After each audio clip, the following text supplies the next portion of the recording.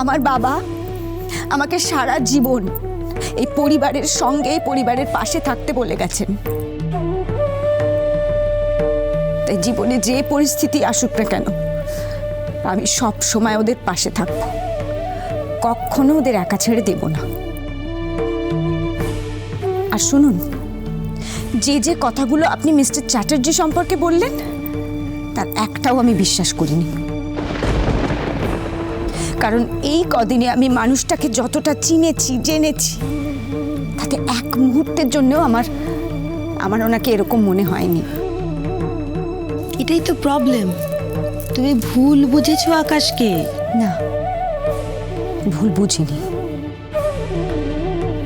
আমার নিজের দেখার উপর আমার বিশ্বাস আছে। ভুল আপনি আমাকে বোঝাতে চাইছেন। তুমি নিজেকে যেভাবে সান্ত্বনা দিতে চাও দাও, কিন্তু আমি তোমায় বলছি তোমার এই বিশ্বাস থাকবে না, ভেঙে যাবে ইরাবতী। আর আজকের পর আকাশ আর কোনোভাবেই তোমার সঙ্গে কোনো কন্ট্যাক্ট রাখবে না, ইনফ্যাক্ট তোমার দিকে ফিরেও তাকাবে না। আকাশ সেটাই করবে যেটা আমি বলবো। এ বাড়ির সাথে, মেইনলি আকাশের সাথে আজকের পর থেকে তোমার সব সম্পর্ক শেষ। ইরা, এখনো কি আমরা দাঁড়িয়ে থাকবো? জোর খাটিয়ে বাড়িটা দখল করা যায়, কিন্তু সম্পর্ক শেষ করা যায় না। এই কি বললে তুমি?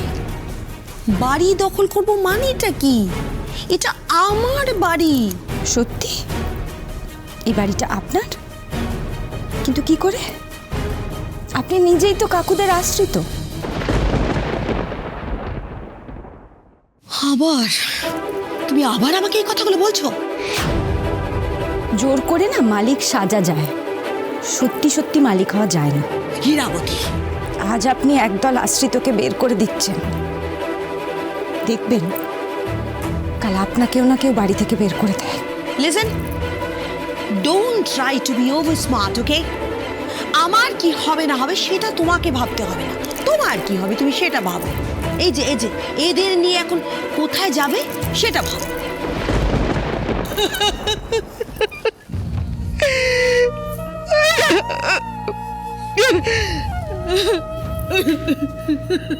ঠাম্মি, ঠাম্মি, আমরা তো এই বাড়িটাকে সব সময় খুব ভালোবেসেছি, বলো? আমাদের ভালোবাসা দিয়ে সব সময় আগলে রেখেছি। এই বাড়িটাও আমাদের কখনো ভুলবে না, তুমি দেখো, এই বাড়িটা আমাদের মনে রাখবে। ওকে হীরাবতী, বাই।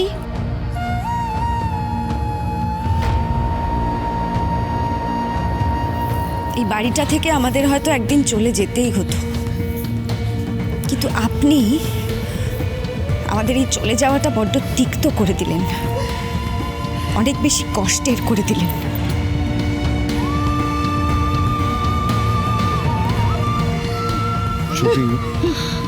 ছোট তুই ঠাম্মিকে নিয়ে আয়।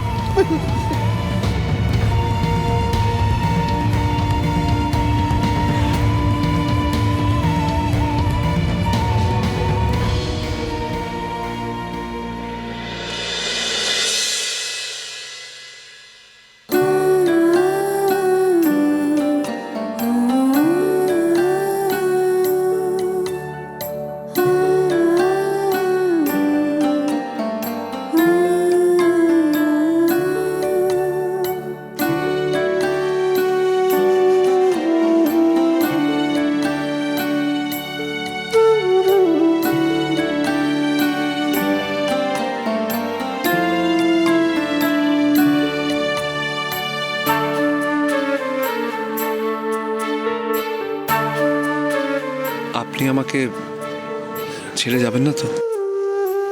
কখনো না। আমাকে ক্ষমা করে দেবেন মিস্টার চ্যাটার্জি, আমি আপনাকে কথা দিয়েও রাখতে পারলাম না।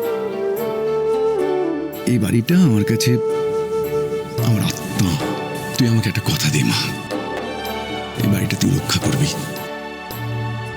এই বাড়িটার কখনো কখনো কিচ্ছু হতে দিবি না তুই। বাবা, আমি পারলাম না বাবা।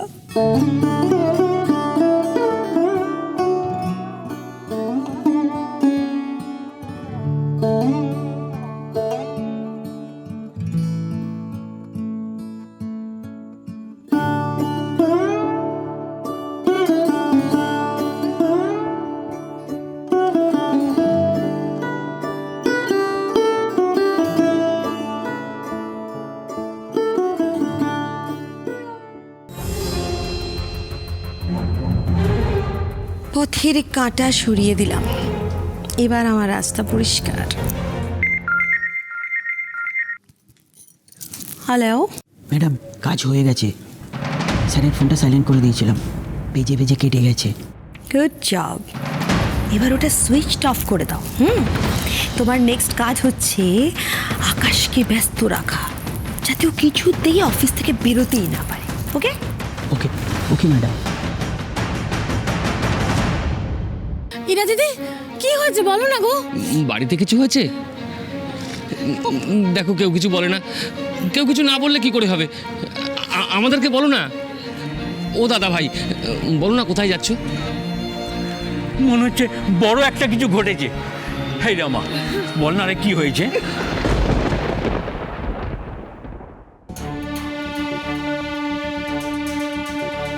চলে যাচ্ছ? কিন্তু কেন? আজ নয় কাল তো এই বাড়ি ছেড়ে চলে যেতেই হতো। অন্যের বাড়িতে আর কতদিন থাকবো বলো? ওই মহিলা নিঘাত কোনো বড় ঝামেলা বাঁধিয়েছে। তোমরা এখন কোথায় যাবে? কত দূর? কাকা, আমরা পাশের পাড়াতেই যাব, বেশি দূর নয়। পাশের পাড়া মানে কার বাড়ি? কোথায়? সত্য কাকা আমাদের জন্য একটা ফ্ল্যাট দেখে রেখেছে। রাধা মাধব যে মেয়েটা আজ পর্যন্ত কোনো অন্যায় করেনি, তাকে আজ এভাবে কষ্ট দিচ্ছ? এ তুমি করতে পারো না। ওকে তুমি এভাবে হারিয়ে দিতে পারো না। আমার ইরাকে সবাই ভুল বুঝলেও আমি তো জানি ও কোনো ভুল করেনি। ইরা, এখন আর কেঁদে কি লাভ হবে বলতে পারিস? এতদিন পর্যন্ত তুই তোর মর্জি মতন আমাদের সব কাজ করাচ্ছিস। তুই যা বলবি তাই হবে। তুই বললে বাড়িতে থাকবো, বললে বাড়ি থেকে বেরিয়ে যাব। আর আজ আজ তোর জন্যই আমাদের রাস্তায় এসে দাঁড়াতে হলো। শুধু তাই নয়, তোর ওই মিস্টার চ্যাটার্জির জন্য ওইভাবে বিচ্ছিরি রকমের অপমানিত হয়ে দূর দূর করে আমাদের বাড়ি থেকে তাড়া খেতে হলো। তুই বল, তুই কি উত্তর দিবি ইরা? আমাকে তুই বল। বৌদি, আমরা কিন্তু ওই বাড়ি থেকে নিজেদের ইচ্ছেতেই বেরিয়ে এসেছিলাম। একদম না তিস্তা, মোটেও আমরা নিজের ইচ্ছায় বাড়ি থেকে বেরোইনি। বাড়িতে যা যা কিছু ঘটেছে তার ফলে বেরোনোর সিদ্ধান্ত নিতে বাধ্য হয়েছি। আর এই যা কিছু হয়েছে সব ইরার জন্য, শুধুমাত্র ইরার জন্য। ওকে আমি আগেও বলেছিলাম ওই মিস্টার চ্যাটার্জি থেকে সাবধান হতে, কিন্তু সে কথা শুনলে তো? ইরা তো মিস্টার চ্যাটার্জি অন্তঃপ্রাণ। সে যা বলছে, যা করছে সব ভালো। নে বোঝ এবার, মাঝরাত পর্যন্ত বসে বসে গল্প করা, তাই না? এখন এই দরকারের সময় ডাক তোর মিস্টার চ্যাটার্জিকে। চুপ করো না বৌদি, রাস্তার মধ্যে কেন কেন চুপ করবো আমি? তোমার এই দিয়ের জন্য আমার ওই দুধের শিশুটাকে নিয়ে আজ রাস্তায় এসে দাঁড়াতে হচ্ছে, বিকিরি হয়ে যেতে হচ্ছে আমাদের। আমি তো আর চুপ করে থাকবো না তিস্তা।